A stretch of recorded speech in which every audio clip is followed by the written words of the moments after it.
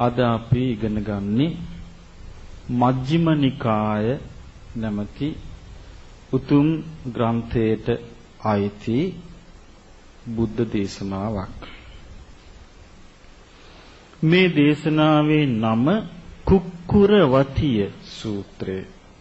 මොකද්ද මේ දේශනාවේ නම? කුක්කුරවතිය සූත්‍රය. මේ දේශනාව කරන දිනවල බුදුරජාණන් වහන්සේ වැඩ සිටියේ කෝලිය ජනපදයේ හලිද්දවසන කියන නියම් ගමේ. කොහෙද හිටියේ? කෝලිය ජනපදයේ කුඩා නගරයක් තිබුණා හලිද්දවසන කියලා. ඒ නගරේ තමයි බුදුරජාණන් වහන්සේ වැඩ සිටියේ.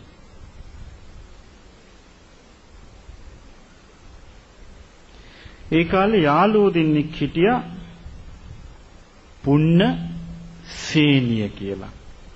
කවුද යාළුවෝ දෙන්නගේ නම? එක්කෙනෙක් පුන්න, අනිත් එක්කෙනා සේනිය. ඒ කෝලී වංශිකයෙක් තමයි පුන්න. එයා ගෝවතිකෝ. ගෝවතිකෝ කියන්නේ හරකෙකුගේ වෘතය සමාදන් වෙච්ච කෙනෙක්. හරකෙකුගේ වෘතය සමාදන් වුණා කියන්නේ හරකෙක් වගේ ජීවත් වෙනවා. එයා කල්පනා කරනවා ඒ වගේ ජීවත් වුණාම එයාට දුකෙන් නිදහස් වෙන්න පුළුවන් කියලා. අචේලෝච සේනියෝ. සේනිය ඇඳුන් නැති කෙනෙක්. කුක්කුරවතිකෝ බලු වෘතේ සමාදන් වෙච්ච කෙනෙක්. එයා ජීවත් වෙන්නේ මොකෙක් වගේද? බල්ලෙක් වගේ. ඉතින් මොකද කළේ? මේ දෙන්න බුදුරජාණන් වහන්සේව මුණ ගැහෙන්න පැමුණුණා.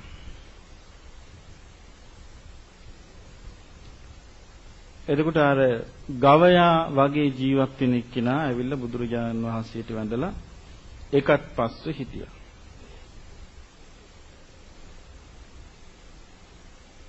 එතකොට කවුද අනිත් එක්කෙනා? සේනිය. සේනිය කවුරු වගේද ජීවත් වුනේ? බල්ලෙක් වගේ ජීවත් වෙච්ච එක්කෙනා බුදුරජාණන් වහන්සේ ළඟට ඇවිල්ලා බල්ල වාඩි වෙන්න ඉස්සලා මොකද කරන්නේ? කැරකෙනවනේ. ඒ වගේ මෙයා ඇවිල්ලා බුදුරජාණන් වහන්සේ ළඟ රවුමක් කැරකිලා වාඩි වුණා.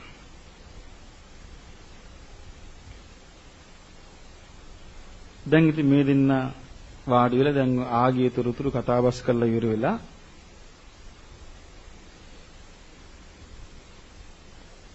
පුන්න සේනිය පෙන්නලා බුදුරජාණන් වහන්සේට කියනවා භාග්‍යවත් ස්වාමීනි මේ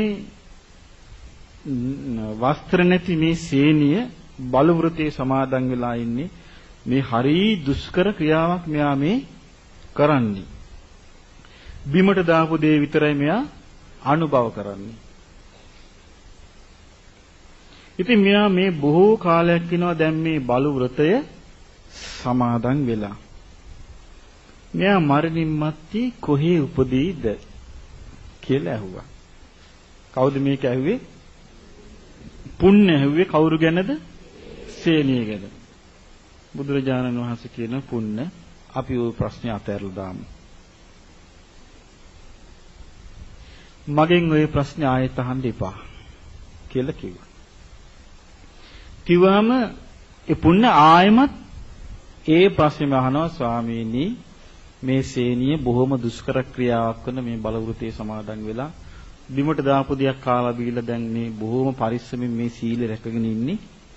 දැන් සෑහෙන කාලයක් මෙයා මරණින් මත්තේ කොහේ යයිද? බුදුරජාණන් වහන්සේ ඒ වෙලාවෙත් වදාලා පුන්න ওই ප්‍රශ්නේ අතෑරලා දාන්න. මගෙන් ආයෙත් ওই ප්‍රශ්න අහන්න එපා. තුන්වෙනි වතාවෙත් පුන්න ආයෙමත් ඇහුවා බුදුරජාණන් වහන්සේගෙන් ස්වාමීනි මේ සේනිය නිර්වත් සේනිය මේ බලවෘතේ සමාදන් වෙලා දුෂ්කර ක්‍රියාවක යෙදී සිටිනවා. බිමට දාපුවා විතරයි කන්නේ බොන්නේ.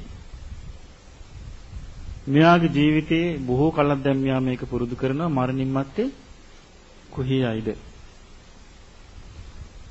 බුදුරජාණන් වහන්සේ වදාලා පුන්න දැන් මම ඔබට කිව්වා ওই ප්‍රශ්නේ පැත්තකට දාන්න. ඕක මගෙන් අහන්න එපා කියලා. කියද්දි ඔබ මගෙන් අහනවා. ඒ නිසා මට පිළිතුරු දෙන්න සිද්ධ වෙනවා. එහෙනම් අහගන්න කියලා ඔන්න බුදුරජාණන් වහන්සේ වදාළා. පුන්න මේ ලෝකේ ඇතැම් අය බලු වෘතයේ සමාදන් වෙනවා.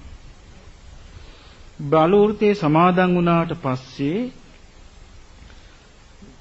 අඩු නැතුව ඒ බල්ලෙකුගේ ජීවිත රටාව ගැන මෙයා කල්පනා කළා. කුක්කුර චිත්තම් භාවේති. සුනක චිත්තේ තමයි වඩන්නේ. බලු වෘතයේ සමාදන් වෙන එකට වඩන්නේ මොන චිත්තේද? සුනක චිත්තය. වඩලා මොකද කරන්නේ? කුක්කුරා කප්පම් භාවේති. සුනකේකුගේ ආකල්ප තමයි මෙයා වඩන්නේ. මේ ආකාරයට බල්ලෙකුගේ ඇවතුම් පැවතුම් තමයි මෙයා වඩන්නේ. මේ ආකාරයට බල්ලෙකුගේ ආකාරයට සුනකේකුගේ සිල් වඩලා, සුනකේකුගේ සිත වඩලා, සුනකේකුගේ ආකල්ප වඩලා, සුනකේකුගේ හැසිරීම රටාව වඩලා මරණින් මත්තේ සුනකයන් අතර උපදී කියලා කිව්වා. මේගොල්ලෝ බලන්න කොච්චර අහිංසකද කියලා මේ විමුක්තිය සොයාගෙන ධර්මයේ නැති කාලේ කරන දේවල්. දැන් බුදුරජාණන් වහන්සේ නම පහළ වෙනකොට තිබිච්ච தත්ත්වය මේ ලෝකේ.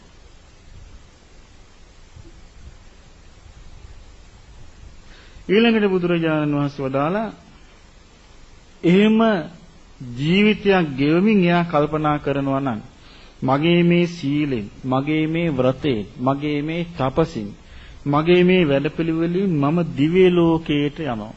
මම දෙවි කෙනෙක් වෙනවා කියලා. ඒක යාගේ මිත්‍යා දෘෂ්ටිය. ඒක යාගේ මිත්‍යා දෘෂ්ටිය. ඔන්න බුදුරජාණන් වහන්සේ වදාලා මිත්‍යා දිට්ඨිකස්සකෝ අහම් පුන්න දෙන්නං ගතේනං අඤ්‍යතරං ගතින් වදාමේ. පුන්න මිත්‍යා දෘෂ්ටික කෙනාට මට කියන්න තියෙන උපත් දෙකයි. දෙකෙන් එකක් කරා යනවා. නිරයන් වා එක්ක නිරේට යනවා. තිරච්ඡාන යෝනි එක්ක තිරිසන් යෝනි උපදිනවා. ඔන්න බුදුරජාණන් වහන්සේගේ ධර්මය. එතකොට මිත්‍යාදිට්ඨික ආයත බුදුරජාණන් වහන්සේ පනවලා තියෙන ගති කීයද? ගති දෙකයි. එක්ක යා නිරේ උපදිනවා, එක්ක තිරිසන් යෝනි උපදිනවා.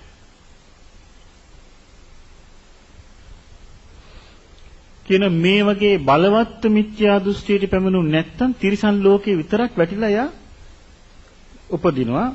මිත්‍යා දෘෂ්ටියත් බලවත් පිහිටවා ගත්තොත් කෙලින්ම නිරයේ. මෙහෙම කිව්වාම සේනිය අඩන්න පටන් ගත්තා. සේනිය අඩන්න පටන් ගත්ත මෙහෙම කිව්වාම කඳුළු වගුරුවන්න පටන් ගත්තා. ඇයි මේ යහපත් දෙයක් වෙනවා කියලා තමන් කරගත්තු දෙයක්. මේ අය හරීම අහිංසකයි. දැන් මේ දිගට වෙනකට තේරෙනවා මේ ඒකනේ සමහර ඉන්නවා ඒ ගත්තාම එහෙම කොහොමද කියලා නිකන් එකට එක කරගෙන යනවනේ මාන්නේ. මේ අයට වඩා ගොඩක් වෙනස්. හරි අහිංසකයි. මේ අඬන්න පටන් ගත්තා. බුදුරජාණන් වහන්සේ මේ අඬ ඉන්නකට දැකලා කියන ඒකනේ පුන්න මං කිව්වේ. මගේ මේ කාරණේ අහන්න එපා කියලා. කියද්දි තමයි ඕනේ දැන් මං කියලා. එතකොට සේනිය අඬන කියන ස්වාමීනි භාග්‍යවතුන් වහන්සේ දැන් මේ කුක්කුරවති බලවෘතී සමාදන් වෙච්ච මා ගැනයි ඔය භාග්‍යවතුන් වහන්සේ ප්‍රකාශ කළේ. මේ පුන්න කෝලිය පුත්‍රයෙක් වන මේ පුන්නත් බොහෝ කාලයක් තිස්සේ මේ කෝලී වංශික කෙනා ගෝවෘතය. ඒ කියන්නේ හාරකෙක් වගේ වෘතයක් සමාදන් වෙලා ඉන්නවා. බොහෝ කාලයක් තිස්සේ සමාදන් වෙලා ඉන්න හරක් වෘතයක් මෙයා මරණින් මත්තේ කොහේ උපදීද කියලා ඇහුවා. අන්න එතනදිත් බුදුරජාණන් වහන්සේ වදාලා සීනිය වැඩක් නෑ. ඔක අහලා ඔය කාරණේ මගෙන් අහන්න එපා. දෙවෙනි වතාවටත් මෙයා ඒකම ඇහුවා. තුන්වෙනි වතාවෙත් ඒකම ඇහුවා. ඇහුවාම බුදුරජාණන් වහන්සේ වදාලා සීනිය දැන් බලන්න මම එපා කියපු කාරණේම ඔබ ආයෙමත් අහනවා. එහෙනම් ඔන්න දැන් මම උත්තර දෙනවා කියලා කියනවා. සීනිය මේ ලෝකේ යමෙක් හරෙකුගේ හැසිරීම වඩනවා. හරෙකුගේ සීලය වඩනවා. ගව චිත්තය වඩනවා. ගව ආකල්පේ වඩනවා. මේ ආකාරයට හරෙකුගේ සීලය වඩලා හරකෙකුගේ චිත්තය වඩලා හරකෙකුගේ ආකල්ප ඇතුව ජීවත් වුණාට පස්සේ එයා ඒ ආකාරයට ජීවත් වුණාට පස්සේ මරණින් මත්තේ ගවයෙක් වෙලා උපදිනවා. ගවයන්ගේ ලෝකේ උපදිනවා. එහෙමනම් ගවයන්ට තනකොළ කනවා කියලා බේරෙන විදියක් නෑ නේ. ගවය වෙජිටේරියන් නේ. බේරෙන විදියක් සිද්ධ වෙලා නෑ. ජීවිතාන්තය දක්වා තනකොළ කෑවා කියලා ගවයා සුගති යනවාද ඒ කරුණ නිසා? නෑ. දැක්කනේ බුදුරජාණන් වහන්සේ පෙන්වන එතකොට මේ ගව වෘතේ සමාදන් වෙච්ච එක්කිනාට මොකද වුනේ? දැන් ගවේ වෘතේ සමාදන් වෙච්ච කෙනා අනිවාර්යයෙන්ම ඉතින් වෙජිටේරියන් කෙනෙක්නේ. එතකොට මේ එයාගේ ජීවිතේ එයා ගව චිත්තේනේ වඩලා තියෙන්නේ මෙතන. ගව චිත්තේ වඩලා තියෙන්නේ, ගව ආකල්ප වඩලා තියෙන්නේ, ගව සිරිත වඩලා තියෙන්නේ. මෙයාට මොකද වුනේ? බුදුරජාණන් වහන්සේ පෙන්වන එහෙම අය මරණින් මත්තේ ගවයන් අතර උපදිනවා. එබඳු ආකල්පයකින් ඉඳලා එබඳු ආකාර ජීවිතයක් ගෙවලා කල්පනා කරනවා නම් මම මරණින් මත්තේ දෙවි කෙනෙක් වෙනවා. මම මරණින් මත්තේ දෙවියන්ගේ ලෝකෙක උපදිනවා කියලා ඒක මොකද්ද? ඒක මිත්‍යා දෘෂ්ටියක්. බුදුරජාණන් වහන්සේ වදාළ මිත්‍යා දෘෂ්ටිකයාට තිබෙන්නේ උපත් දෙකයි. ඒ මොකද්ද? නිරය එහෙම නැත්නම් ත්‍රිසං අපාය. එතකොට බුදුරජාණන් වහන්සේ වදාළ මිත්‍යා දෘෂ්ටි බලවත් තිබුණොත් කොහෙද උපදින්නේ? කෙලින්ම නිරයේ. මිත්‍යා දෘෂ්ටිය සාමාන්‍ය වශයෙන් තියාගෙන හිටියොත් තිරිසන් අපාය. එතකොට මොකද උනේ? පුන්නත් අඬන්න පටන් ගත්තා. කඳුළු වගුරුවන්න පටන් ගත්තා. එයි මේගොල්ලෝ අවුරුදු ගාණක් තිස්සේ කරපු වැඩේ පුස්සක් කියලා මේගොල්ලෝ දැනගෙන හිටියේ නෑ. ඒ නිසා මොකද වෙන්නේ? දැන් මියත් අඬනරන් පස්සේ දෙන්නම කියනවා දැන්. ස්වාමීනි භාග්‍යවතුන් වහන්සේ අපි බොහෝ කාලයක් මුළුල්ලේ මේවා පුරුදු කරගෙන ආවේ. අනේ භාග්‍ය බුදුරජාන් වහන්සේ අපිට මේවා අතහැරලා දාන්න අපි දැන් කැමතියි. අපිට මේවා අතහැරලා දාන ආකාරයට ධර්මයක් දේශනා කරනසේක්වා කියලා ඉල්ලා හිටියා. දැන් එතකොට මේ දෙන්න අපිට දැන් හිතට මවා ගන්න උනත් පුළුවන්. බුදුරජාණන් වහන්සේ වැඩ සිටිනවා. සමානට ගහක් යට සේවනක එක්කෙනෙක් ඉන්නවා බල්ලෙක් වගේ ඇවිල්ලා ඇඳුම් නැතුව.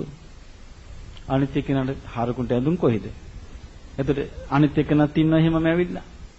එතකොට දැන් මේ දෙන්න බුදුරජාණන් වහන්සේ ළඟ ඇවිල්ලා වැඳගෙන දැන් ඉන්නවා. දැන් බලන්න බුදුරජාණන් වහන්සේ නම පහළ වුණේ නැත්තම් තවමත් ලෝකේ තියෙන ওই જાති ඒවනේ නේ. ඔන්න බුදුරජාණන් වහන්සේ දේශනා කරන මෙහෙම. චත්තාරිමානි පුන්න කම්මානි. පුන්න කර්ම හතරක් තියෙනවා. කර්ම කීයක්ද? හතරක් තියෙනවා කර්ම. මයා මා විසින් සයන් අභිඥා සුඛීය විශේෂ ඥානය. ඒ කියන්නේ තමන් වහන්සේ විසින් උපදවාගත්තු ඥානෙ. සච්චිකත්තා ප්‍රත්‍යක්ෂ වශයෙන් අවබෝධ කළා. පවේදිතානි ප්‍රකාශ කරලා තියෙන්නේ. තමන් වහන්සේ විසින් ඒ කියන්නේ කාගෙන්වත් අහලා නෙවෙයි. තමන් වහන්සේ විසින් උපදවාගත්තු ඥානෙන් ප්‍රත්‍යක්ෂ වශයෙන් අවබෝධ කළා. පෙන්වා දීලා තියෙනවා කර්ම කීයක්ද? කර්ම හතරක්. ඔන්නේ කර්ම හතර. අත්ති පුන්න කම්මං. පුන්න කර්මයක් තියෙනවා. කන්නං කල්ලු කර්මයක්. කන්න විපාකං කලු විපාක ඇති. කර්මයක් තිබෙනවා කලුයි කලු විපාක තිබෙන. ඒක තමයි පළවෙනි එක. මොකද්ද පළවෙනි එක? කර්මයක් තිබෙනවා. ඒ කර්මය කළුයි.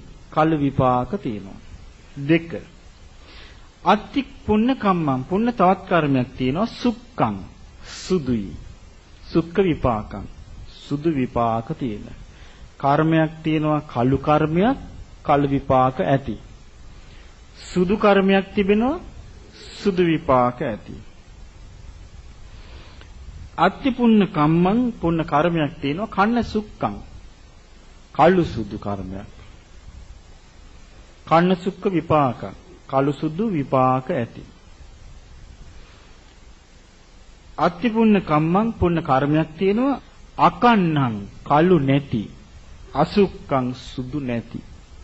කළුත් නැති සුදුත් නැති කර්මයක් තියෙනවා. අකන්නා සුක්ඛං විපාකං. කළු සුදු නොවන විපාක ඇති.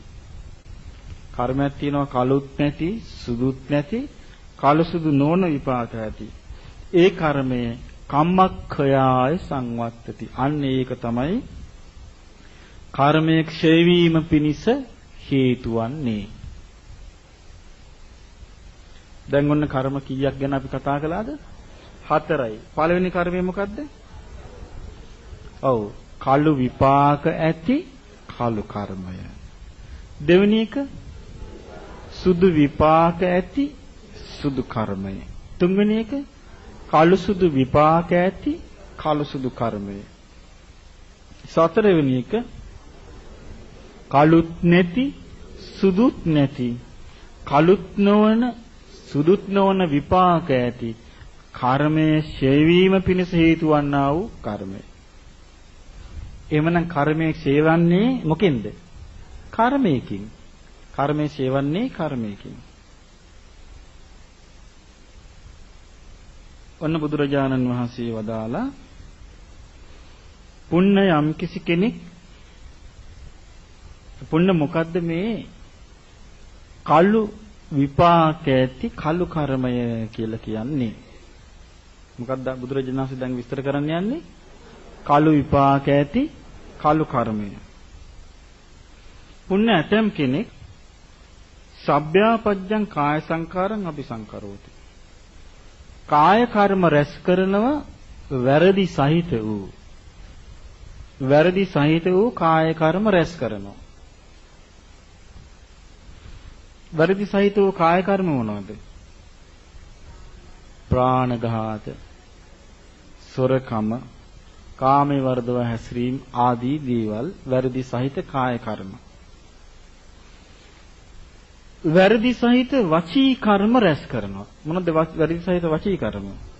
බොරු කීම, කේලාම් කීම, පරුස වචන කීම, හිස් වචන කීම වැරදි සහිත වචී කර්ම රැස් කරනවා.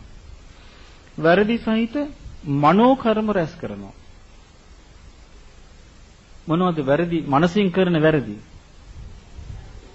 ඔව්, අනුන්ගේ දේට ආසා කිරීම, ඊර්ෂ්‍යා කිරීම, වෛර කිරීම, ක්‍රෝධ කිරීම, ඔව් මිත්‍යා දෘෂ්ටි, මේ ඔක්කොම මානසික ඇති වෙන වැරදි.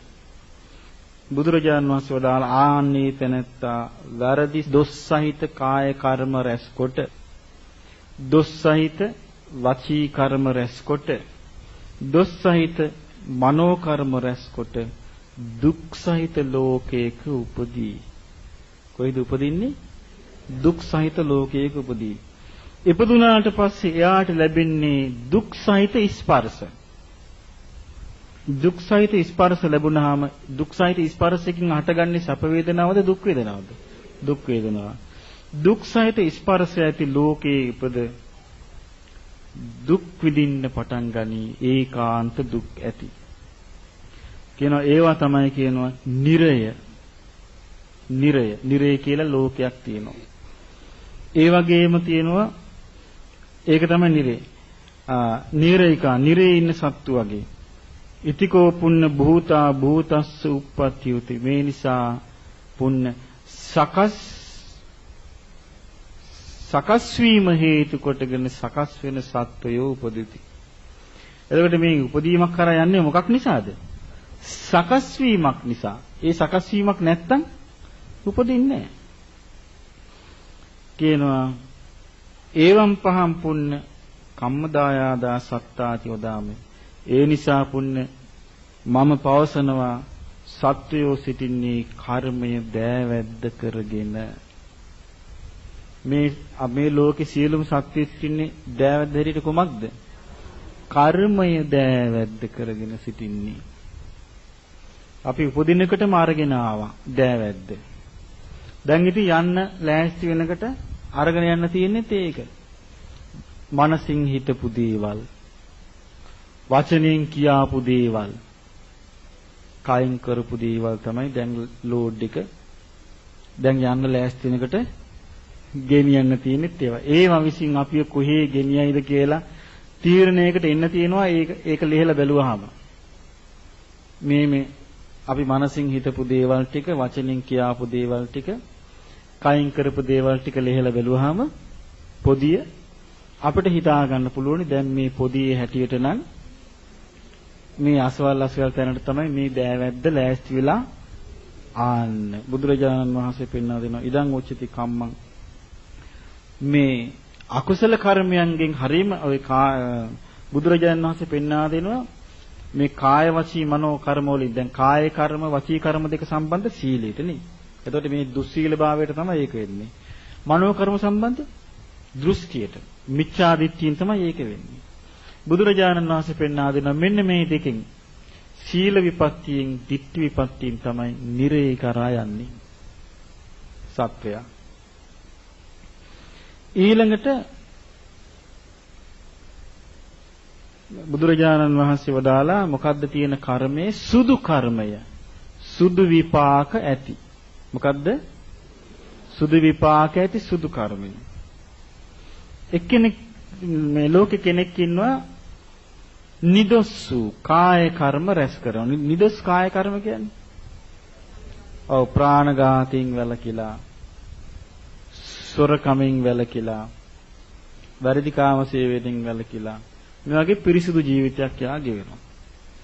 නිදොස් වූ වචී කර්මයන්ගෙන් යුක්තව වාසය කරනවා. එයා බොරු කියන්නේ නැහැ, කේලම් කියන්නේ නැහැ, පරුස වචන කියන්නේ නැහැ, හිස් වචන කියන්නේ නැහැ. එතකොට එයා වචනෙන් පිරිසිදු එක්කෙනෙක්. එතකොට එයා කයින් පිරිසිදු ජීවිතයක් ගෙවනවා, වචනෙන් පිරිසිදු ජීවිතයක් ගෙවනවා. නිදොස් වූ මනෝ කර්ම, මනසින් පිරිසිදු ජීවිතයක් ගෙවනවා. මනසින් පිරිසිදු ජීවිතයක් ගෙවන්නේ කොහොමද? ඔව් අකුසල ධර්මයන් මනසි හට ගන්න නොදී මෛත්‍රියෙන් යුක්තව, කරුණාවෙන් යුක්තව වාසය කරනවා මනසින්. මේ ආකාරයට ගත කරන එක්කිනා දුක් නැති ලෝකයක උපදී. ඒකට හේතුවක් නිසා තමයි උපදින්නේ. එහෙනම් අපිට බෑ තවත් කෙනෙක් මරුණට පස්සේ මේ කෙනා මේ දෙමාපියන්ට සැලකුවා, ඥාතීන්ට සැලකුවා, පවුලට සැලකුවා, ගමට සැලකුවා, රටට සැලකුවා, ජාතියට සැලකුවා, මේ නිසා මෙයා සුගතියි කියලා අපට කාටවත් කියන්න ඕලන්ද? එහෙම එකක් කියන්න බෑ. මේකේ සුගතිය හෝ දුගතිය යන්නේ කුමක් අනුවද? කර්මය අනුව. ඒකට බුදුරජාණන් වහන්සේ පෙන්වා දෙනවා ඒ දුක් රහිත ලෝකයේ පුදුනාට පස්සේ එයාට ලැබෙන්නේ දුක් නැති ස්පර්ශ. දුක් නැති ස්පර්ශ ලැබෙනකොට ඒ ස්පර්ශයෙන් හටගන්නේ මොකද්ද? සැප වේදනාවක්. අන්න වේදේති ඒකාන්ත සුඛං. එයා ඒකාන්ත සැපයක් විඳිනවා. ඒ තමයි සුභකින්න දිව්‍ය ලෝකෙ සිටින දෙවියෝ වගේ. කියන මේ ආකාරයට පුණ්‍ය මේ සකස් වෙන ආකාරයටයි සත්‍යා සැකසෙන්නේ. සකස් වෙන ආකාරයටයි සත්‍යා සැකසෙන්නේ.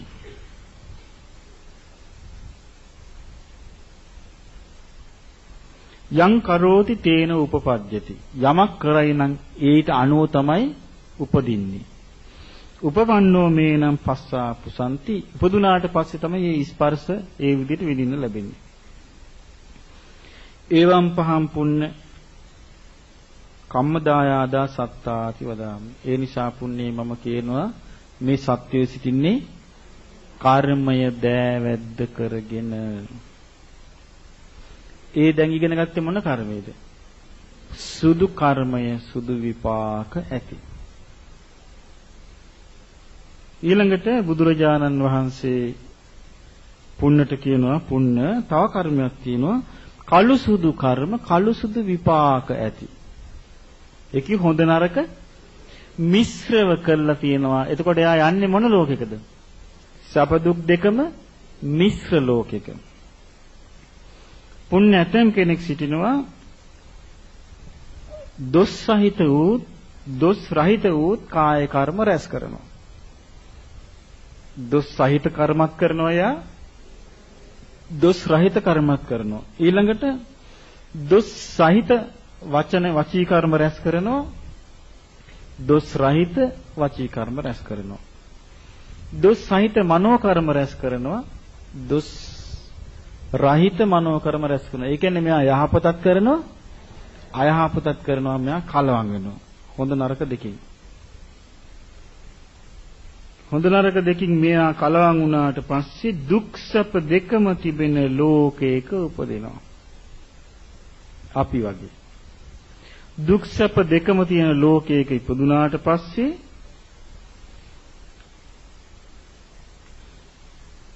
මොකද වෙන්නේ? යාට දුක් සහගත ස්පර්ශත් ලැබෙනවා සැප සහගත ස්පර්ශත් ලැබෙනවා. දුක් සහගත ස්පර්ශ ලැබෙනකොට දුක් වේදනා හට ගන්නවා. සැප සහගත ස්පර්ශ ලැබෙනකොට සැප වේදනා හට ගන්නවා. සැප දුක් දෙක මිශ්‍රව තමයි තියෙන්නේ. ඒ තමයි මේ මනුස්ස ලෝකේ.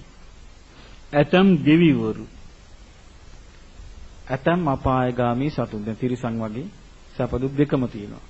പ്രേත ලෝකේ සැප දුක් දෙකම තියෙනවා. නිරේ තියෙන්නේ දුක විතරයි. කෙන පුණ්‍ය මේ නිසා සකස් වීමෙන් තමයි මේ සත්‍ය ආය උපදින්නේ. එතකොට බලන්න එහෙනම් අපිට මේ ජීවිතේදී මේක වෙනස් කරන්න බැරිද? මේ සකස් වීමෙන් නම් උපදින්නේ හරියට සකස් වුණොත් හරි. දැන් මේ කාරණේ හරියට තේරුම් ගත්ත කෙනෙකුට පුළුවන් ඕනනම් නිරේට යන්න පුළුවන් ඕනනම්. ඇයි දැන් නිරේට යන ආකාරය තියෙනවා. ඊළඟට සුබකින්න දිව්‍ය ලෝකෙට යන්න පුළුවන් ඕනනම්. ඒකේ යන ආකාරයක් තියෙනවා. මනුස්ස ලෝකෙට එන්නත් මේ තියෙනවා එන ආකාරය.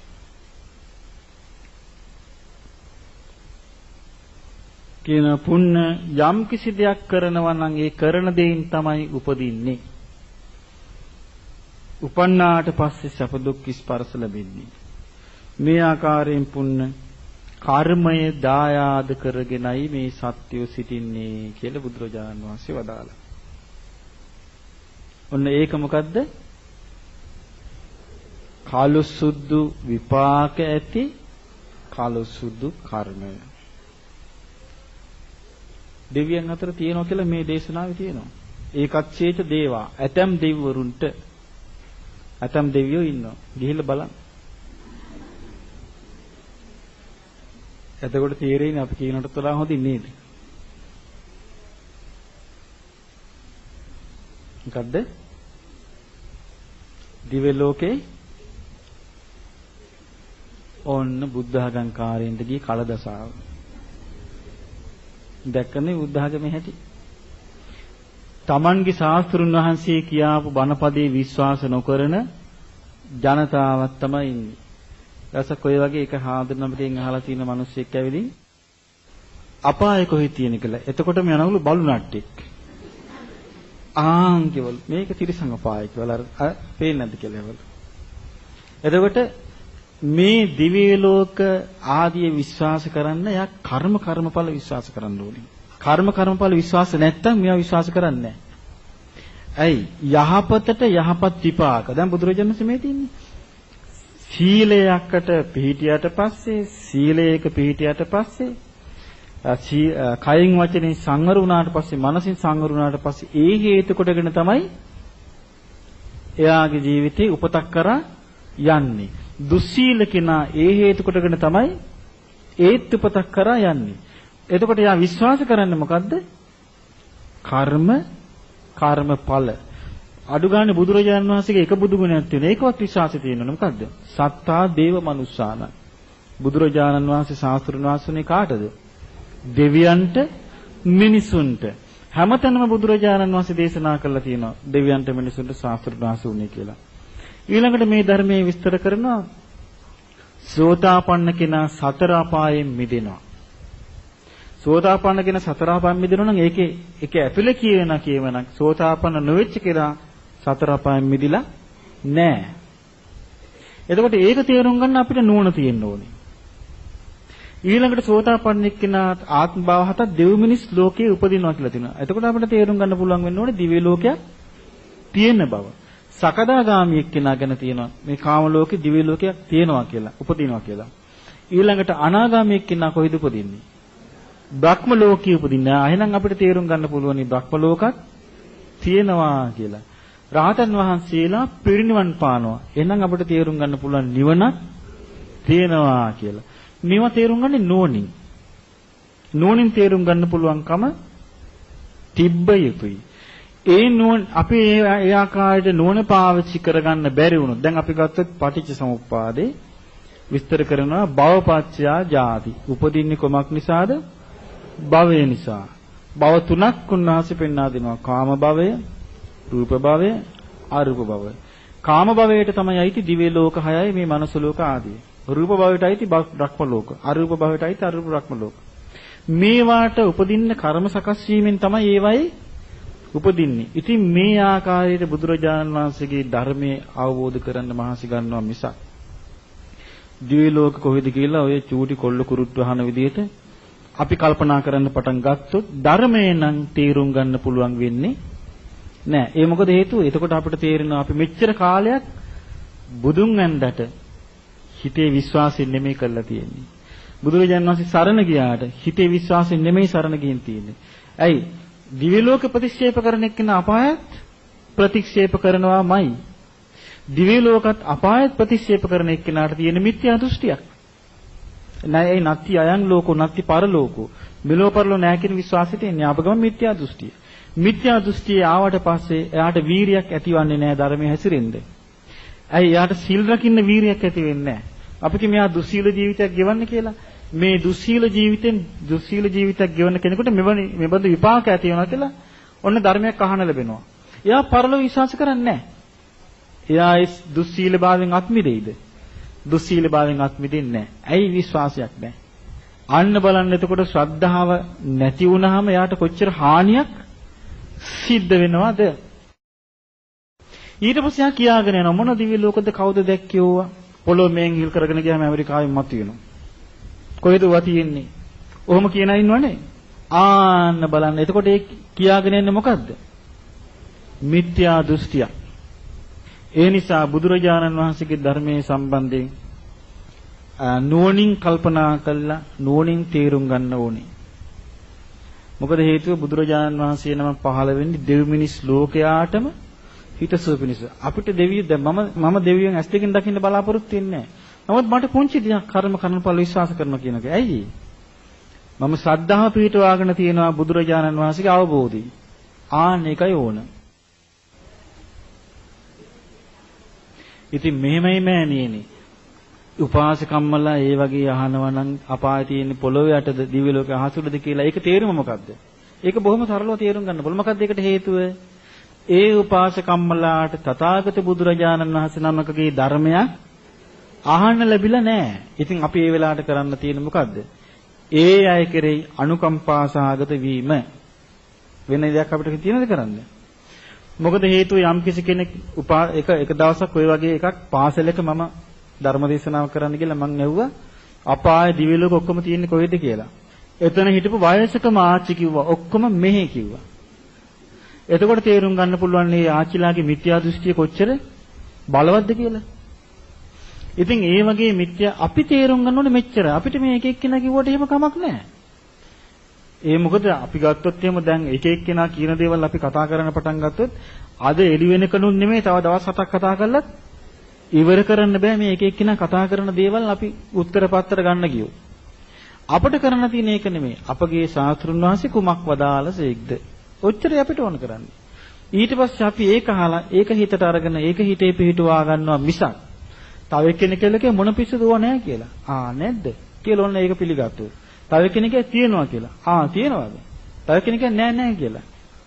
ඒ වගේ මේ එක එක්කිනා කියන දේවල් පිළි අරගෙන අපි කල්පනා කරන්න ගියොත් ප්‍රශ්න ඇති කරගන්න ගියොත් අපිට ධර්මයේ නම් දකින්න හම්බ වෙන්නේ නැහැ. මට හම්බ වෙලා තියෙනවා ඕනතරම් මිත්‍යා දෘෂ්ටික අය. ඉතින් මම මේ මිත්‍යා දෘෂ්ටික අයත් හම්බ වෙලා තියෙනවා. ඒගොල්ලන්ගේ මිත්‍යා දෘෂ්ටික බණත් මට ඇහිලා තියෙනවා. මං මේ දෙකම බැහැර කරනයි බැහැර කරන්නේ. ඒ දෙකම අපිට අවශ්‍ය නැහැ. ඒ නිසා අවශ්‍ය දේ හරියට තේරුම් ගන්න ඕනේ. ධර්මයේ සම්බන්ධයෙන් අපි ඉගෙන ගත්ත මතකද මං කියා දීලා තියෙනවා අත්තං ගන්නාති. මොකද්ද ගන්න ඕනේ? අවශ්‍ය දේ අර්ථය ගන්න ඕනේ. අනත්තං රිංචති. අවශ්‍ය නැති එක අතාරින්න ඕනේ. අපිට තවමත් තේරෙන්නේ නැත්නම් අවශ්‍ය දේ ගන්න. තවමත් තේරෙන්නේ නැත්නම් අවශ්‍ය නැති එක අතාරින්න. අපි කවදද කරන්නේ? අපිට කරන්න දවසක් නැති වෙනවා. අනිත් එක්කෙනෙක් ඕන එකක් කියාගත්තාද කියලා අපිට තියෙන එක ආචාරණ දාන්න. ඒව අහුලවුල හිටියොත් එහෙම අපිට මොකද වෙන්නේ?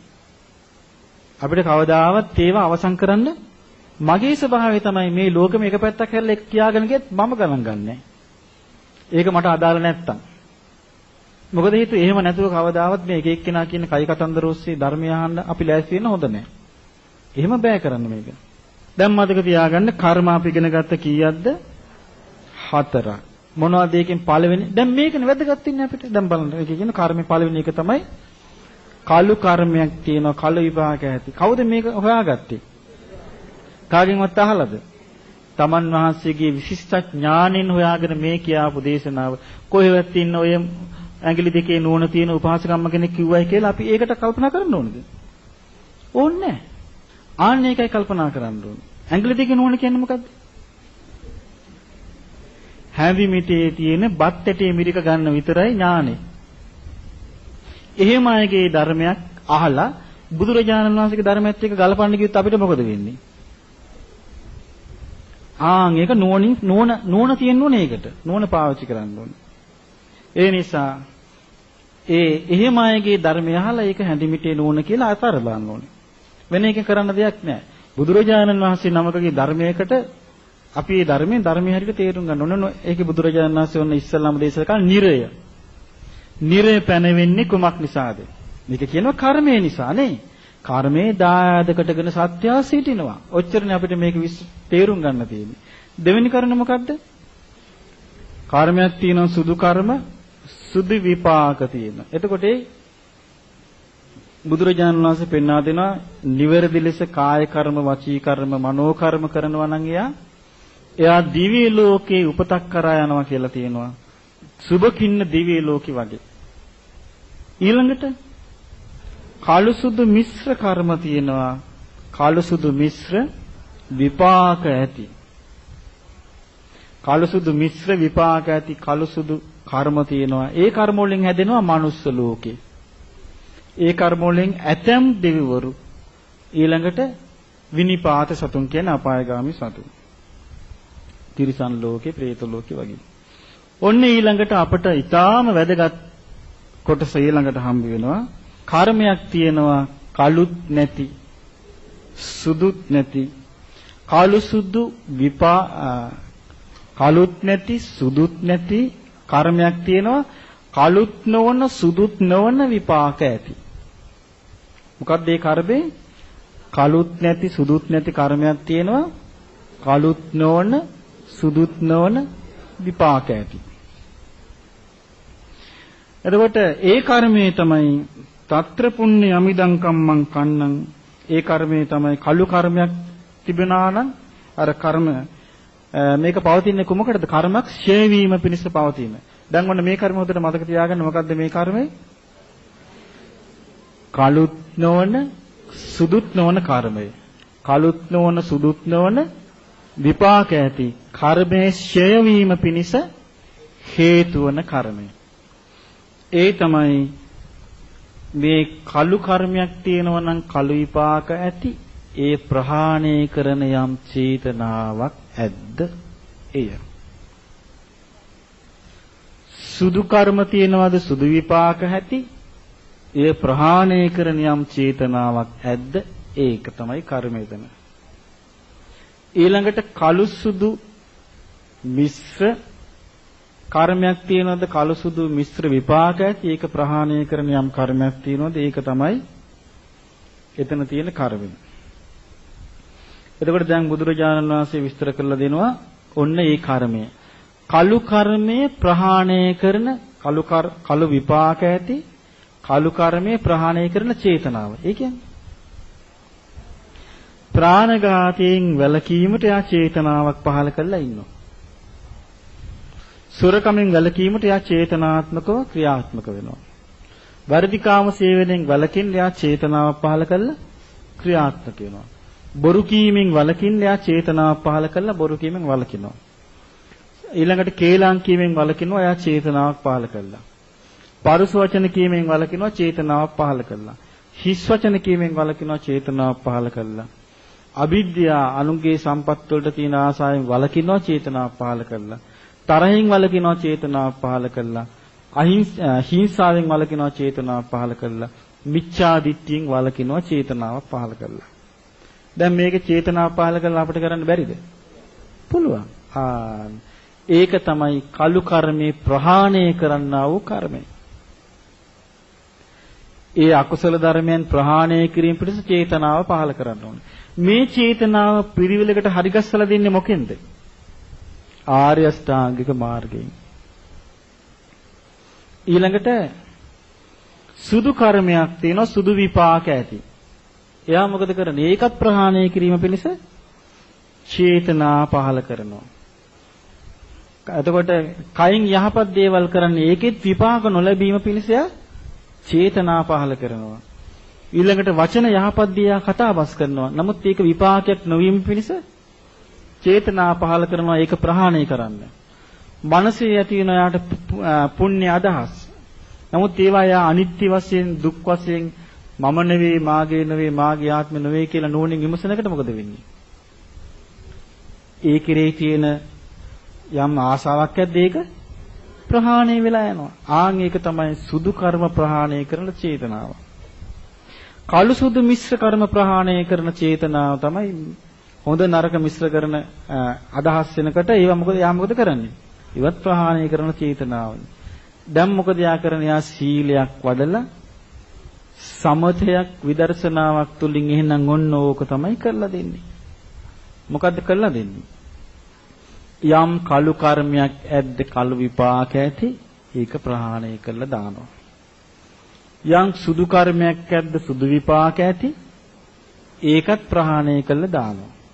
යම් කළු සුදු කර්මයක් ඇද්ද කළු සුදු විපාක ඇති ඒකත් ප්‍රහාණය කරලා දානවා. අන්න ඒ කර්මයට කියනවා කළුත් නැති සුදුත් නැති කර්මයයි. කළුත් නැති සුදුත් නැති විපාක ඇති කර්මයක් ඡේවීම පිණිස හේතු වන්නා වූ කර්මය. දැන් ඔන්න බුදුරජාණන් වහන්සේ මේ ධර්මයේ දේශනා කළාට පස්සේ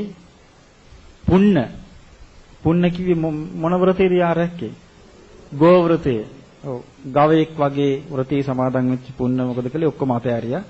අතෑරලා කියනවා භාග්‍යවත් බුදුරජාණන් වහන්සේ මම භාග්‍යවත් බුදුරජාණන් වහන්සේව සරණ යනවා. අන්න සරණ යන හැටි. දැන් එහෙනම් මේගොල්ලෝ ප්‍රශ්න අහන්න ඉපෑ. පුන්න එහෙනම් ආහා භාග්‍යවතුන්ස නවතින්න කෝ දිවි ලෝක. ප්‍රශ්න අහන්න ඉපෑ.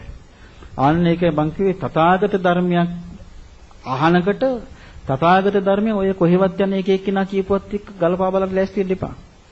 තථාගත ධර්මයේ හැටියට ගන්න ඕනේ. මොකද මේ අපේ හිත තියෙනෝනේ මොකක් වගේද?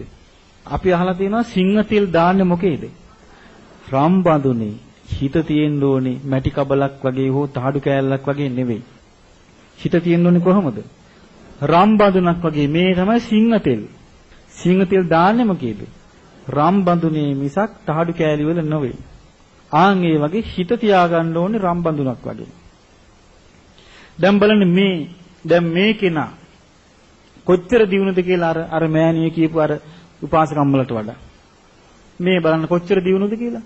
දැන් මේ ගවයෙක් වගේ හිටපු එක්කෙනෙක්. එයා මොකද කළේ? එක සැනෙන් එයා අතෑරියා ඒවා. එක සැනෙන් එයා අතෑරලා කිව්වා ස්වාමීනි මම භාග්‍යවත් බුදුරජාණන් වහන්සේව සරණ යනවා. ධම්මංච බික්ඛු සංඝංච මම මේ ශ්‍රී සද්ධර්මය සරණ යනවා. මම මේ ආර්ය සංඝරුණත් සරණ යනවා. දැන් බලන්න මෙයා ඊට පස්සේ මොකද වුනේ? එයා උපාසකෙක් හැටියට ප්‍රතිඥා දුන්නා. අද ඉඳලා මම මේ ඔක්කොම අතහැරලා මම උපාසක, ඒ කියන්නේ ගිහි ශ්‍රාවකෙක් වශයෙන් කල් ගෙවනවා කියලා ප්‍රතිඥා දුන්න කවුද? පුන්න. එතකොට මේ පුන්න මාර්ගඵල ලබයිද නැද්ද මේ ජීවිතේ? ලබනවා. දැන් අපි මේ වයසට ගිහලා මෙච්චර කල් මරුණට පස්සේ පෙරේත කොටුනේ තියන්නේ තාම. එතකොට ඒකේ තේරුම මොකද? නරක තැන්වල නොයා කොහේ යන්නද? ඒ මොකද හේතුව? සම්මා දිට්ඨියක් ඇති ජීවිතයක් ලබන්න විදියක් නැහැ. මොකද බුදුරජාණන් වහන්සේගේ ධර්මයේ විකෘති වෙච්ච සමාධියක් නිසා. බුදුරජාණන් වහන්සේගේ ධර්මයේ බුද්ධ දේශනාවක අන්තර්ගත නොවෙච්ච දේවල් තමයි හැම තැනම ධර්මයේ හැටියට කිය යන්නේ. අපි බලන්න ඕනේ ධර්මයේ හැටියට එහෙම කියන එකට බුදුරජාණන් වහන්සේගේ දේශනාවට ගලපා බලන්න ඕනේ බුද්ධ දේශනාවක එහෙම තියෙනවද කියලා. ඒක නැත්තම් අපි තේරුම් ගන්න ඕනේ මේ තැනත්තාට හෝ තැනත්තියට වැරදිලා මේ මුලා විලා නොමග ගිහිල්ලා කියන කතාවක් මිසක් මේක ඇත්තක් නෙවෙයි කියලා ඒක බැහැර කරලා එච්චරයි එතනින්. අදාළ නැති දේ අතාරිනවා කියන්නේ ඒක. දැන් ඔන්න බලන්න පුන්නට අදාළ නැති දේ තේරුණා. මොකක්ද අදාළ නැති දේ? එයාගේ ව්‍රතය. එයා මොකද කළේ? අතෑරියා. අතෑරලා ධර්මයේ කරා පැමුණා. ඊළඟට සේනිය ඊට වඩා බරපතල විදියට බල්ලෙක් විදියට මිදලා බිම දාපුවා විතරක් කාලා බීලා. සේනිය කියනවා ස්වාමීනි භාග්‍යතුන් වහන්සේ මම සරණ යනවා. භාග්‍ය බුදුරජාණන් වහන්සේ ධර්මයේ සංඝයා මම සරණ යනවා. අනේ භාග්‍ය බුදුරජාණන් වහන්සේගේ සමීපේ මට මහාන වෙන්න ලැබේවා. මට මහා පැවිදි උපසම්පදාව ලැබේවා කියලා කවුද මේ කියන්නේ? අන්න බලන්න කොච්චර දියුණුද කියලා එයාගේ කල්පනාව. එක ක්ෂණයෙන් පුළුවන් වුණා ඒගොල්ලන්ට ඒ අදහස් අතහැරලා දාලා ධර්මයේ කරා යන්න. ඊට පස්සේ බුදුරජාණන් වහන්සේ වදාලා ඔයා වෙන ආගමකනේ දැන් ඔය ඉන්නේ. ඉඳලානේ මේ ඉන්නේ. මේ ශාසනය තුල පැවිදි උපසම්පදාව ලබා ගන්න ඕනේ නම් මාස 4ක් පුහුණු වෙන්න ඕනේ. ඉතින් මෙයා කියන ස්වාමීනි මම මාස 4ක් නෙමෙයි මං අවුරුදු 4ක් පුහුණු වෙන්නම් කියනවා. එතකොට දැන් මේගොල්ලෝ උපතින් බෞද්ධද? ඒතර ධර්මය අවබෝධ කරන්නේ මේ අයනේ. මේ දැක්කනේ. ධර්මය අවබෝධ කරන්නේ කවුද? නුවණින් සලකන කෙනා. මේ අය නුවණින් සලකුවා ආචාර්ය. ඊට පස්සේ මොකද ස්වාමීන් වහන්සේලා ළඟ හිටිය ඔන්න ඒ කාලෙ ගෙවුනට පස්සේ ඔන්න මේ සේනිය පැවිදි වුණා. පැවිදි වෙලා ඔන්න ටික දවසක් ගියා. හුදේකලාව කෙලස්තාවන වීරියෙන් යුතුව සතර සතිපට්ඨානිය වඩන්න ගත්තා. බොහොම සුළු කාලයකදී අරහත්ත්වයටපත් වුණා. දැන් බලන්න රහත් වෙන්න පින තිබිච්ච කෙනෙක් ගත කලේ කවුරු වගේද? බලු වෘතී සමාදන් වෙලා බල්ලෙක් වගේ හිටියා. නමුත් එයාගේ මනස එයා විවෘත කරගත්තා. කුමක් ඉදිරියේද? බුදුරජාණන් වහන්සේගේ ධර්මයේ ඉදිරියේ එයා එයාගේ හිතට ඉඩ දුන්නා. අද මේ රටට ධර්මය කියන්න අමාරු මොකද? මිත්‍යා දෘෂ්ටි අහලා මොලේ සම්පූර්ණයෙන්ම නරක කරගෙන ඉන්නේ. ඉතින් මේ මොලේ නරක වෙච්ච අයට කියද්දි නරක වෙච්ච පැත්තම යල්ලන්නේ. එතකොට මොකද වෙන්නේ? ධර්මය අවබෝධ කිරීම නෙමෙයි සිද්ධ වන්නේ. ධර්මයට එකඟ වෙන්න බැරි මතයටම එනවා මිසක් ධර්මය කරා යන්නේ නැහැ. දැන් බලන්න මේ අය කොච්චර වාසනාවන්තයිද කියලා. දැන් අර හරකෙක් වෙලා අරයා හිටියත් මෙයා බල්ලෙක් වගේ ජීවත් වුණත් මේ අය කොච්චර වාසනාවන්තද බලන්න. ඇයි බුදුරජාණන් වහන්සේ නමක් මුණ ගැහුණා. බුදුරජාණන් වහන්සේගේ ධර්මය ඇහුවා. ඒ අහපු ධර්මය අවබෝධ කළා. සම්මා දිට්ඨිය ඇතිවන්න කරුණු කීයක් හේතු වෙනවාද?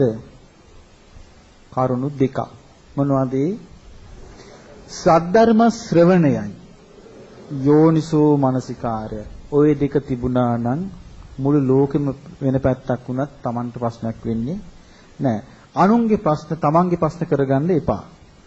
එතකොට සී සද්ධර්ම ශ්‍රවණය යෝනිසෝ මනසිකාරය තිබ්බම Taman සම්මාදිට්ඨිය කරා යනවා. මිච්ඡා දිට්ඨිය ඇතිවන්න කරුණ කීයක් හේතු වෙනවද? දෙකයි. ඒ මොකද්ද? අධර්මයේ ශ්‍රවණයයි ඒ ශ්‍රවණය කරපු අධර්මයට අනුව කල්පනා කිරීමයි. අධර්මයක් ශ්‍රවණය කළා ඒ අධර්මයට අනුව කල්පනා කරගෙන ගියාම ඇතිවන්නේ මොකද්ද? මිච්ඡා දිට්ඨිය. සද්ධර්මයේ ශ්‍රවණය කළා ඒ ශ්‍රවණය කරපු සද්ධර්මයට අනුව කල්පනා කරගෙන ගියාම ඇතිවන්නේ ආන්න දැන් තේරුම් ගන්න. හැබැයි මේ රටේ බොහෝ දෙනෙකුට ලැබිලා තියෙන්නේ අධර්මයේ ශ්‍රවණය කරන්න ලැබිලා තියෙනවා. ඒ අධර්මයට අනුව කල්පනා කරලා යන්නේ කොහෙද? මිච්ඡා දිට්ඨිය කරා. මිච්ඡා දිට්ඨිය කරා යන එක්කෙනාට පහළ වෙන සංකල්ප මොනවද? මිච්ඡා සංකල්ප. මිච්ඡා සංකල්ප පහළ වෙන එක්කෙනාගේ ක්‍රියාව මොකද්ද? මිච්ඡා කම්මන්ත. එයාගේ ජීවත් වීම මොකද්ද? මිච්ඡා ආජීවය. එයාගේ වචන මොනවද? මිච්ඡා වාචා.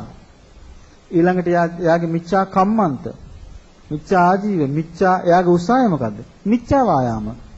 එයාගේ සතිය මොකද්ද? මිච්ඡා සති. එයා හිතෙන් කරන්නේ මොකේද? මිත්‍යාවක. මිච්ඡා සමාධි.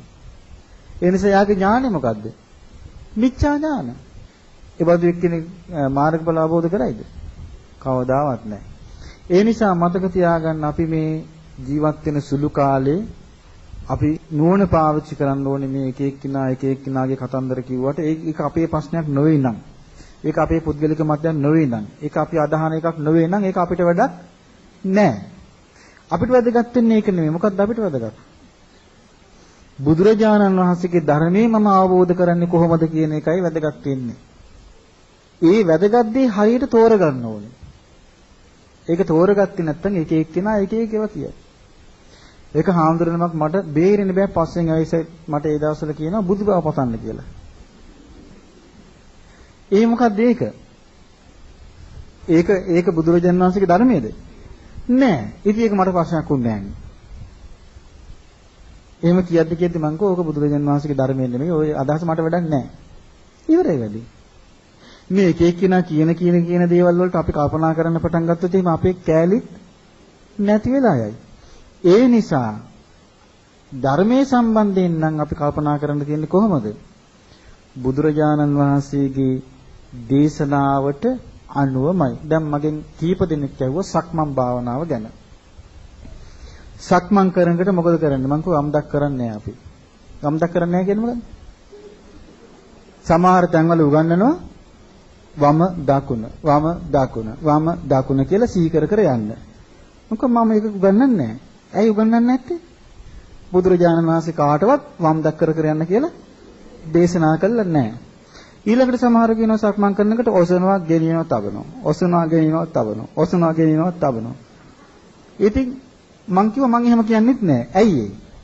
බුදුරජාණන් වහන්සේ කාටවත්ම ඒ ආකාරයේ ධර්මයක් දේශනා කළා නැහැ. මගෙන් එහෙනම් මොකද? මං කො සීකරන්න යන ගමන් ඇස අනිත්‍යයි, කන අනිත්‍යයි, නාසය අනිත්‍යයි, දිව අනිත්‍යයි, කය අනිත්‍යයි, සිත අනිත්‍ය සීකරන්න ඒවා තියෙනවා දේශනා කළා. ඒව සීකරන්න. ඊළඟට සීකරන්න මේ කෙස් අනිත්‍යයි, මේ කෙස් පිළිකුල්, මේ ලොම් පිළිකුල්, පඨවි ධාතුව, ආපෝ මේවා සීකරන්න තියෙනවා. ඊට අමතර දෙයක් තියෙනවද බුදුරජාණන් වහන්සේගේ ධර්මයේ? ඉතින් මේ කාර්යයට හරියට එන්න බොහෝ දෙනෙකුට ශක්තියක් නැහැ. මොනවා හරි අහපු ගමන් අහපු දේ තමන්ගේ ඔළුවට ගත්ත ගමන් තමන් අමාරු වැටෙනවා. ඒ හොඳම දේ තමයි බුදුරජාණන් වහන්සේගේ ධර්මයම ගැනීම. මොකද අපි සරණ ගියේ මේ එක එක්කෙනාගේ කයි කතන්දර නොවේ. අපි සරණ ගියේ එක එක්කෙනාගේ මත නොවේ. එක එක්කෙනාගේ විචිකිච්ඡාව නොවේ. එක එක්කෙනාගේ තියෙන මේ ධර්මයේ පිළිබඳ නොදන්නාකම අපි සරණ යන්නේ නැහැ. අපි සරණ යන්නේ බුදුරජාණන් වහන්සේගේ ධර්මයයි. උන්වහන්සේ අවබෝධයෙන්ම දේශනා කොට වදාළ ධර්මයයි. ඒ ධර්මයේ නැති දෙයක් සරණ යන්නේ නැහැ. නමුත් සාමාන්‍ය ජනතාවට තියෙන ගැටලුව ඒ සාමාන්‍ය ජනතාව ඒ ධර්මය දන්නේ නැහැ. ඒ ධර්මයේ නොදන්නා තාක්කල් මොකද්ද තියෙන්නේ? බොරදිය. බොරදියේ සියලු දෙනා මොකද කරන්නේ? මාළු බාන එක නෙව. ආන්නේ නිසා මේ ලංකාව දැන් බොරදියේ තියෙන්නේ. ඉතින් මේ தත්ත්වය කරා යන්නේ නැති වෙන්න නම් එයාට තියෙන්න ඕනේ පැහැදිලි ධර්මඥානය. දැන් බලන්න මේ අද කරපු දේශනාව මේ දේශනාව කුක්කුරවති සූත්‍රයේ කර්මය ගැනගෙන 4 ආකාර විස්තරය. මේ දැන් මේවා මීට කලින් අහපු අයත් ඇති. අහපු නැති අයත් ඇති. බොහෝ දෙනෙක් අහලා නැහැ. ඇයි ඉතින් මේ අපි කියන ගම කවුරුත් නැද්ද මේ රටේ කියන්නේ? ආන්න දැන් තේරුම් ගන්න රටේ තත්ත්වය. මේ දේශනාවල අපි කියනකම කවුරු නැද්ද කියන්නේ? හැමෝම කියාගෙන ගියේ මොකද්ද? අන්තරා භවය ගැන, චූති පටිසන්ධි ගැන. ඕවා ගැන තොවිල කියාගෙන ගියා මිසක් අපි මේවා කියනකම කියන්න පිරිසක් නැහැනේ. ඊළඟට එක එක්කෙනාගේ පුද්ගලික මති මතාන්තර කියාගෙන කණ්ඩායම් හදාගන්නයි හදන්නේ. ඉතින් ඒ බඳු රටක තමයි අපි මේ ධර්මයේ මේ විදිහට කියාගෙන යන්නේ. දැන් මේ ධර්මයේ මේ පින්වතුන්ට පුළුවන් ආයමත් ගිහිල්ලා ඕනම තැනක තියෙන මජ්ක්‍ධිම නිකාය පොත ගත්තා. අරගෙන බැලුවා. කුක්කුරවතිය සූත්‍රේ මේ ඥානানন্দ හාමුදුරුවෝ මේක කිව්වේ කියලා ඔන්න බලනවා. බලනකොට තේරුම් ගත්තා කියා ඒ ඥානানন্দ හාමුදුරුවෝ හදාපු කතාවක් නොවේ නේ. පුද්ගලික මතයක් නෙවෙයි මේ හාමුදුරුවෝ සරණ ගියපු ධර්මයේ තමයි හාමුදුරුවෝ මේ කියලා තියෙන්නේ. ආන්න එහෙමයි තේරුම් ගන්න තියෙන්නේ. අන්න එහෙම තේරුම් ගැනීමේ ශක්තිය ඇති කරගන්නා තාක් ඇහැට පේන දෙයට අහු වෙයි. කනට ඇහෙන දෙයට අහු වෙයි. පොත්පත් වලට අහු වෙයි. පාත්‍ර කෑලි වලට අහු වෙයි. වෙන දෙයක් සිද්ධ වෙන්නේ නැත.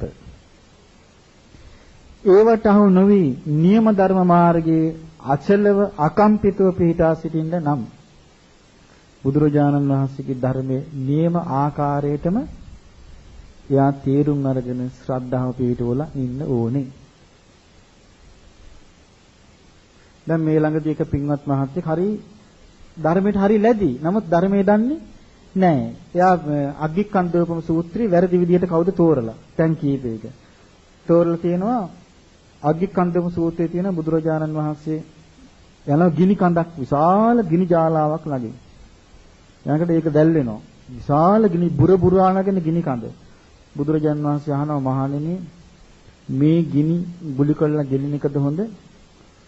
හොඳට මේ රසට කෑම් බීම කන එකද හොඳ කියලා. භාග්‍යතුන් වහන්සේ මේ ගුණිගුලි කන්න හොඳ නෑ මේ රසට කන එක තමයි හොඳ කියනවා. ඒක නෑ මහණෙනි. දුස්සීලව මිත්‍යා දෘෂ්ටිකව ඉඳගෙන ආහාර ගන්නවට වඩා හොඳයි මේ ගිනිගුලි ගිලින එක. මොකද මේ ගිනිගුලි ගිල්ලොත් නරණයටපත් වෙයි. නමුත් ඒ හේතු කොටගෙන අපාය යන්නේ. නමුත් අර ප්‍රණීත දේවල් දුස්සීලව මිත්‍යා දෘෂ්ටික ඉඳගෙන අනුභව කරන්න ගත්තොත් මරණින් මතු නරක තැන්වල උපදින්න හේතු වෙයි කියලා දේශනාවක් තියෙනවා. මේක කන පිට හරවලා කියලා තියෙනවා මෙහෙම. දුස්සීල භික්ෂූන්ට දන් දීමෙන් ඒ දෙන කෙනා නරක තැනක උපදී. කියලා ගිහි මහත්තයෙක් කියාගෙන ගිහිල්ලා. ඉතින් මට මේ පින්වත ඇවිල්ලා ස්වාමීනි දැන් අපි කාලෙ තිසි දන් දෙන්නේ නැහැ කිව්වා. බලන්න දානේ වළක්කලා දැන්. දැන් දැකද ධර්මයේ කන පිට ගිහිල්ලා තියෙන හැටි. කාලෙ තිසි දන් දෙන්නේ නැහැ කිව්වා. මොකද හේතුව මෙන්න මෙහෙම තියෙනවා. මං කෝ මේක බුද්ධ දේශනාව ඔහොම නෙමෙයි තියෙන්නේ. මං කෝ බුද්ධ දේශනාවේ තියෙනවා ඉඳුල් වතුර හොදපු වාජනේ වීසි කළත් සතිකුට ආහාර වේවා කියලා පින් සිද්ධ වෙනවා. බුද්ධ දේශනාවේ තියෙනවා තිරිසන් සතිකුට දන් දුන්නත් පින් සිද්ධ වෙනවා. බුද්ධ දේශනාවේ තියෙනවා දුස්සීල කෙනෙකුට දන් දුන්නත් පින් සිද්ධ වෙනවා. නමුත් මහත්ඵල මහානිසංස වෙන්නේ ආර්යයන් වහන්සේලාට දන් දීමෙන් කියලා තියෙනවා. මේක වරද්දගෙන එක මේ කරන්නේ දන් දීම නම් එහෙම බුදුරජාණන් වහන්සේ දේශනා කළා නෑ. හොඳට මධ්‍යස්ථව බලන්න කිව්වා මේක. එතකොට මට කිව්වා අනේ ස්වාමීනි මම හරියට හාමුදුරුවෝ හම්බ වෙනවා කතාබස් කරලා මම මේ කාරණේ කියනවා කවුරුවත් මාව නිවැරදි කළෙත් නෑ කිව්වා. ඔන්න බලන්න එතකොට මේ රටේ තත්ත්වෙ මිත්‍යා දෘෂ්ටියක් කවුරු කාට හරි හිතක ඇති වුණොත් ඒ මිත්‍යා දෘෂ්ටිය දුරු කරන්නවත් කෙනෙක් නෑ. එතකොට බලන්න මේ රට කාන්තාරයක් වගේ වෙලා. එතකොට දැන් ඊළඟට මට කිව්වා අනේ ස්වාමීනි තව ස්වාමීන් වහන්සේ නමක් මං හිතන්නේ තරුණ වැඩසටහනක හරි මේ රූපායන වැඩසටහනකදී කියලා තියෙනවලු ගමේ පන්සලේ කියන හාමුදුරුවෝ කියන දේ විතරක් කරන්න.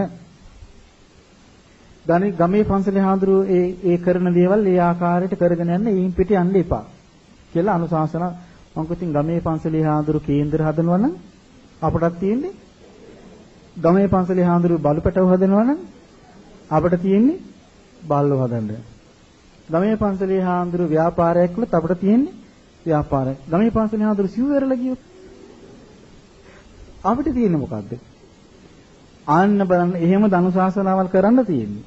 මේ තවත් මිනිස්සු රැවටෙනවා මිසක් තවත් මිනිස්සු නොමග යනවා මිසක් මිනිසුන්ට එහෙමද කියන්න ඕනේ. එහෙනම් මිනිසුන්ට මිනිස්සුන් කෙරේ කරුණාවක් තියෙනවා නම් කියන්න ඕනේ කොහොමද? එහෙමද? බුදුරජාණන් වහන්සේව සරණ යන්න.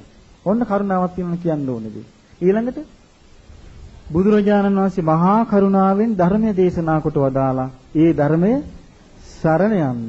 ඒ ධර්මය අනුගමනය කරපු බුදුරජාණන් වහන්සේගේ ශ්‍රාවකයන් වහන්සේලා මාර්ගඵල ලැබලා අරහත්ත්වයටපත් වුණා. උන්වහන්සේලා ඔන්න කියන්න තියෙන කතාව. මේ කතාව නොකිය අර කතාව කියලා දායකයෝ ටික පන්සලට රැස් කරලා දීලා කොහෙද මේ යන්න හදන්නේ? සංසාරයක් පිළිගන්නේ නැද්ද මේ කට්ටිය? මරණ ඉපදින ලෝකයකනේ අපි ඉන්නේ. අපි මරණයටපත් වෙලා බල්ලේ කුණොත් යම් මේකින් කර්මයක විපාකයක් හැටියට. කවුරුවත් වෙනවද බේරගන්න? වෙන්නේ නැහැ. ඉතින් ඒ නිසා දැන් අද අපි එනකට වාහනේ අපි දැක්ක හන්දියක බල්ල රංචුවක් හිටියා. වාහනේ දැකලා වට කළා බුරාගෙන පැන්නා. පැනලා දැන් අපි එනකට හයියෙන් මේ වාහනේත් එක්කම දුවනවා. මොකද මේ නම් ඩ්‍රයිවර්ලා. මම කිව්වා මේගොල්ලෝ අවංකම මේ බුරන්නේ නම් අවංකවම. අවංකවමයි මේගොල්ලෝ බිරුවේ අවංකවමයි මේ වාහන පස්සෙන් පන්නගෙන ඉන්නේ මේගොල්ලෝ ඩ්‍රයිවර්ලා. වෙන්න බැරිද? වෙන්න පුළුවන් දෙයක් මං කිව්වේ. අන්න ඒකයි සංසාරي කියන්නේ. මොකද හේතුව බල්ලෝ හරි සංවේදී සත්තු జాතියක්. බලන්න හොඳට තේරෙනවා. දැන් මම දන්න ඒක තැනක බල්ලෙක් හිටියා. ඒ ස්වාමීන් වහන්සේ බලු පැටික් ගෙනලා හැදුවා. ඔන්න පොඩි කාලෙම වාහනයකට අහුවෙලා කකුල් දෙක තැළුණා. ඉස්සරහ කකුල අද්ද යන්නේ. ඉතින් මේ බල්ලා අනල දුන්නොත් කන්නේ. ඉදියප්ප දෙන නම් වෙනම ඉදියප්ප සම්බෝල වෙනම හොදි වෙනම දෙන්න ඕනේ. ඒකේ හොඳ ඉඟියක් නැද්ද? දැන් ඒ හාඳුරු වන්දලෙරලා විතක් ගන්නවා. බල්ලන්ට දැහැත් උනේ. ඒකේ ඉඟියක් නැද්ද? එතකොට මේ හාඳුරු මොකද කරන්නේ මේ බල්ලට? ඒ පරණ සිවුරු කෑලි හොයලා අර අද්දන්න යන්නේ. හීරෙනවා කියලා ජංගි මහලා අන්දනවා. ඉංගියක් නැද්ද මේකේ?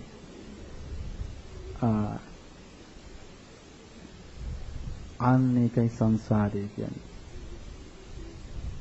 අන්න ඒකයි සංසාරය කියන්නේ. ඒ බඳු ජීවිත කරා දැන් අපි කොයිතරම් මේ බඳු ආත්ම බව ලබලා ඇද්ද? මේ ජීවිතේදී තමයි හරියමං විදියට මේ වගේ ධර්මයක් අපිට අහන්න ලැබෙන්නේ. ඒ වගේ ඒ නිසා මේකේ තියෙන්නේ අපි මේ ජීවිතේ විතරක් බැලුවොත් බුදුරජාණන් වහන්සේගේ ධර්මයේ නොසලකා හැරී පිරිසක් වෙනවා. බුදුරජාණන් වහන්සේගේ ධර්මය කියන්නේ මෙලව පරලොව. මෙලව යහපත පිණිස පැවතුනොත් පරලොව යහපත් වෙනවා. මෙලව යහපත පිණිස පවතින්නේ කොමකින්ද? ආර්ය ස්ථාංගික මාර්ගයේ හැසිරීමෙන්, නුවණ මෙහෙවීමෙන්, සම්මාදිට්ඨිය ඇතිවීමෙන්. එහෙම නැතුව මොකද්ද මෙලව ලබා ගන්න තියෙන යහපත? ඉතින් ඒ නිසා දැන් බලන්න බුදුරජාණන් වහන්සේගේ ධර්මයේ තුල පේන ආකාරයට දැන් සාමාන්‍ය ගත කරන සත්‍යයා මේ කර්මයට අහු වෙලා නැද්ද? සාමාන්‍ය සත්‍යයා බෙල්ල ළඟින්ම හිර වෙලා තියෙන්නේ කර්මයට. ඉතින් මේකෙන් ගැලවෙන්න නම් අනිවාර්යයෙන් මෙයා මොකද කරන්න ඕනේ? තමන්ගේ චින්තනයේ මෙහෙවන්න ඕනේ. සම්මාදිට්ඨිය තුලින් ආර්ය ස්ථාංගික මාර්ගයේ හැසිරෙන්න. ඉතින් ඒ නිසා එබඳු ආකාරයේ ධර්මයක් අපි සරණ ගියේ. ඒ නිසා අපි මේ ධර්මයේ කරාම යන්න දක්ෂ වෙන්න ඕනේ. ඒ ධර්මය අවබෝධ කරගන්න දක්ෂ වෙන්න ඕනේ. ඒ ධර්මයේ තුල තියෙන කරුණු අවබෝධ කරගන්න දක්ෂ වෙන්න ඕනේ. අපි සියලු දෙනාටම චතුරාර්ය සත්‍ය ධර්මයේම අවබෝධ වේවා. සාදු සාදු සාදු.